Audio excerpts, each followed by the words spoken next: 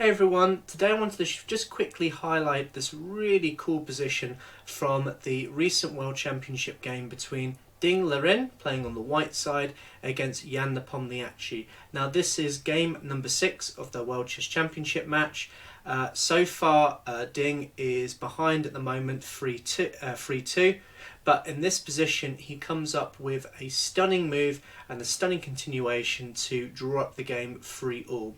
I may at some point in the future do like a full recap of some of the highlights from this World Chess Championship match, because there's been some very exciting games so far, but I'll see what my time looks like in the next few days. And to be honest with you, analysing high level Grandmaster games might be quite hard for me to try and do, but I can give it a try maybe.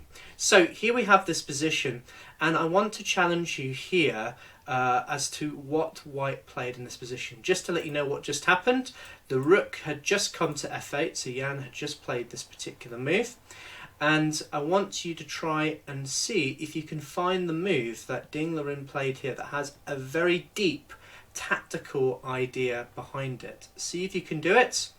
So hopefully you've paused your video now and given it a try. Now there's lots of different moves that work here.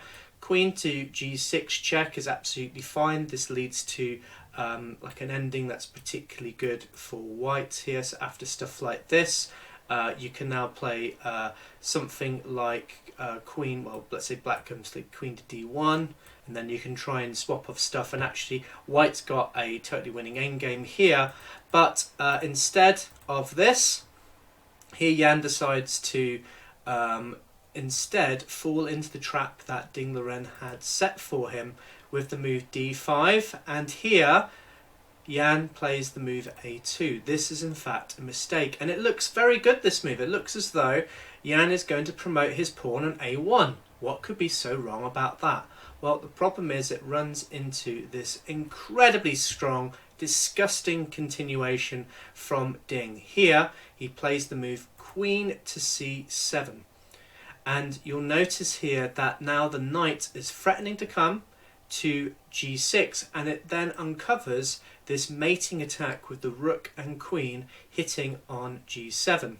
Well, in this position, Jan now plays the move king to h7. It really doesn't matter actually what he does here, because now the knight comes here. This has opened up this threat here. Well, Jan has to defend against this threat, so he plays the move rook to g8. But here is the very, very nice finish from White. In this position, he now plays the incredible, and this was the resigning move, and it's the only move that works in this position. Other moves lead to just equality. So if you play something like queen to g3, for example, this just leads to total equality after this, because now you're threatening to promote this pawn, and then White's best chance is to hold to a draw. So he has to find the most accurate move here, and he does with the move queen to f7. Incredible.